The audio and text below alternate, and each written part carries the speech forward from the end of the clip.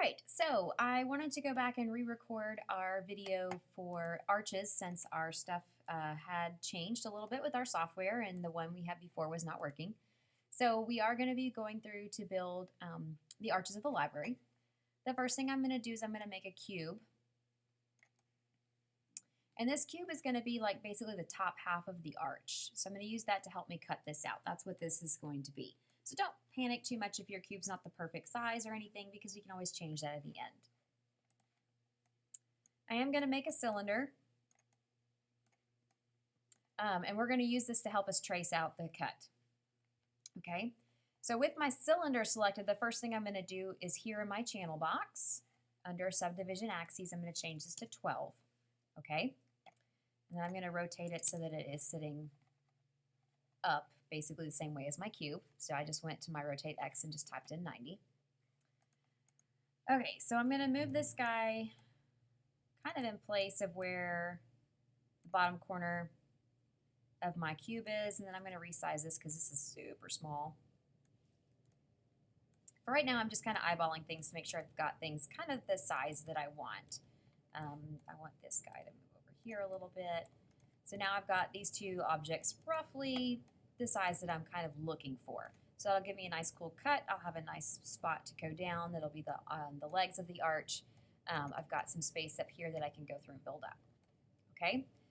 What I have right now, this setting is actually called wireframe on all, unshaded. So that allows me to see the divisions with my objects even when they're not selected. That's this button right here. I find that it helps me just a little bit. I'm getting rid of my grid there too because it's just in my way. But this will help you guys see what I'm doing just a little bit as I'm working through some things. So if I were to cut this object, I have to cut not only this face, I have to cut the back face, this side face, and this bottom face. That's a lot of cutting that I don't really want to do. It's a lot easier just to cut one and then use tips and tricks that we've already learned to make it work. So I am going to get rid of all these extra faces so that I just have this one face to worry about for right now. And then later I'll add them back with the extrude tool. Okay, I know that doesn't make a lot of sense just yet, but it will. So I have my one face. Here with my cylinder, I'm going to get my move tool and I'm going to press the V for vertex button to kind of make sure that that snaps in the bottom corner of my face here. So that's a snap to vertex, so I can make sure that I've got this exactly the way I want it. That way I've got this object to help me trace what I'm doing. Okay? So I need to basically cut this to follow this line all the way down so that I have this space to get rid of. I can use insert edge loop because we've learned that tool. Problem is that draws a straight line. I need to make an arc. That's not really going to help. So I have to use a new tool for that. So this is my modeling toolkit. It's also right over here on my tabs. These are the common tools that we use all the time when we're modeling. So I'm going to use the multi-cut tool, and that's going to allow me to basically draw the edges, and wherever I click, a vertex will appear to follow a non-conform, like basically a funky shape. Okay? Stop using big words, Monroe. A funky shape. All right, so how this tool works. First thing I'm going to do is I'm going to make sure the object I want to cut is selected in object mode.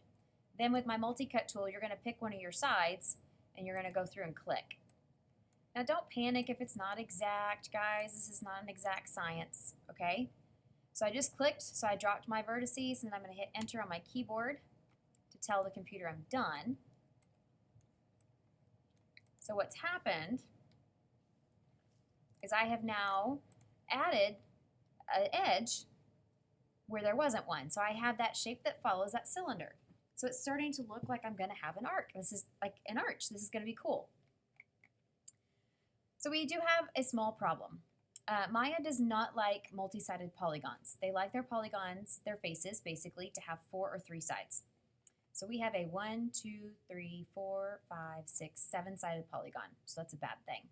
So I need to make sure I divide these lines up so that my faces are there and that they are 4-sided. So I'm going to go where I just clicked, and I'm going to go and bring this to the edge. So now I have a 1, 2, 3, 4-sided polygon. I'm going to do the same thing over here. So that's a 4-sided. And then I bring this one over to, that's a 4-sided. So now nothing has like tons of sides that we're not going to get rid of. Okay?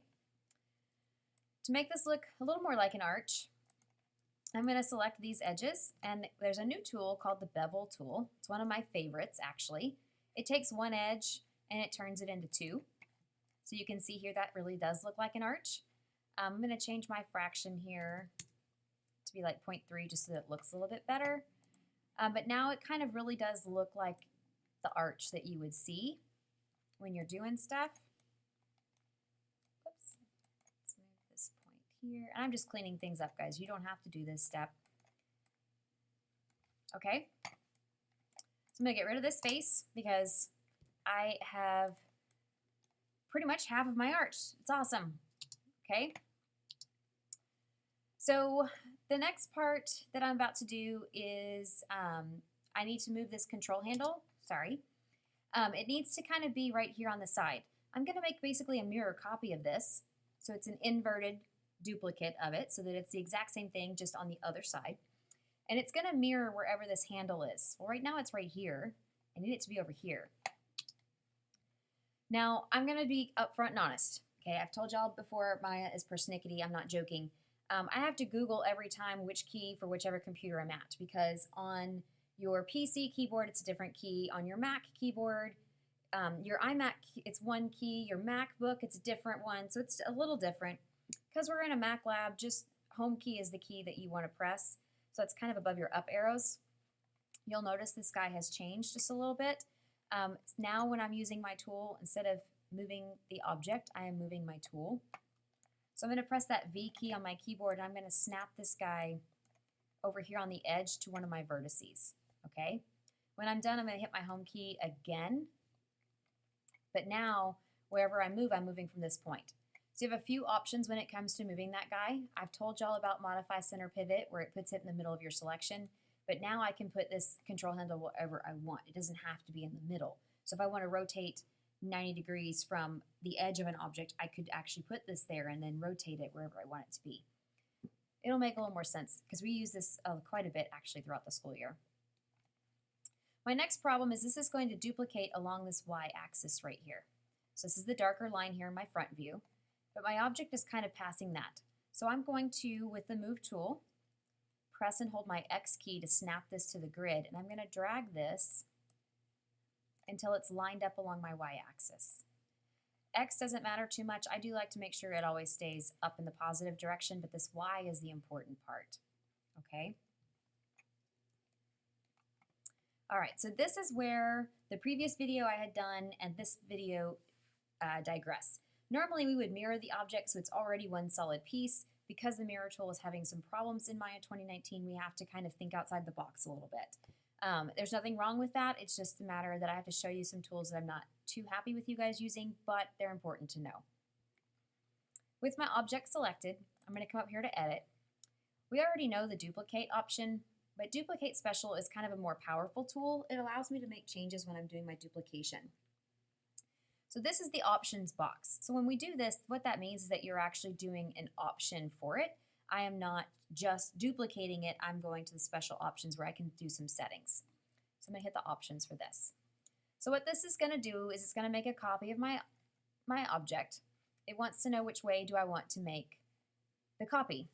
So I built my guy in the X direction. So this is X, this is negative X, this is Y. You have to look here because you might have built it in your Z direction. So here for scale, it wants to know where you want to make your negative copy. So I want to make a negative X because I want a copy to appear over here. Okay? If this said Z, blue, instead, I would put my -1 here. Yours will be all zeros for these top 2 rows, and this rows will all be just the ones. All I have to do is put a negative in front of it. Because I've done it in class, it shows up. So when I hit duplicate, you'll notice, hey, I have 2 arches. This is pretty cool. Except there's not a single piece. Okay? I have to select them both and hit combine so it becomes a solid piece. But now I actually have my object. Yay! You'll notice you have all this stuff in your history, in your channel box. We're going to go up here to edit, delete all by type history, and that'll get rid of stuff. Don't worry about those 2. They're supposed to be there. okay? But now I have my arch, okay? I'm gonna turn that other setting off. Problem is it's paper thin. So now comes the fun part, okay? So I'm gonna extrude this so I can give it some mass. Be careful that you don't extrude it to be black. You wanna extrude it in the positive direction so that it's gray. So see, now I've got the top of my arch. I could go through, select these guys down, extrude down. I'm gonna actually extrude again, and I'll show you why here in just a second. So I have an arch. I could even extrude this across. So now I've got that back wall where she's got the wall, and then you've got the doors right here, okay? I could do another small extrusion, but then I could grab the faces all the way around, extrude to pull out, oops, sorry. So that I have the table that goes around the edge, okay? So you have a lot of different options that you can do with this arch.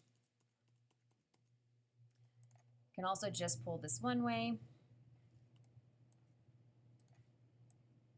And now I've got like the top part where you've got the windows that you guys look down for. So this one arch, you can do a lot of different things. So when I would get to here, I would actually duplicate my arch and push it off to the side. That way you can make your 3 for the wall. Then you've got the same spot where you could go and do the back one for her back windows, doing the steps I showed you where you've got the piece that comes down.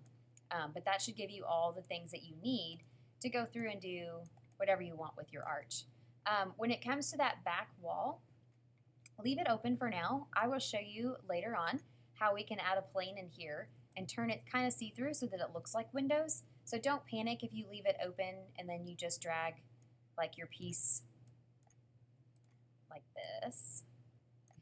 If you just drag your piece over and like that's the wall and this is the door, we'll add the window stuff later. So I hope this helped in case I went too fast in class or you didn't want to listen in class and you weren't ready, that you've got the information that you need.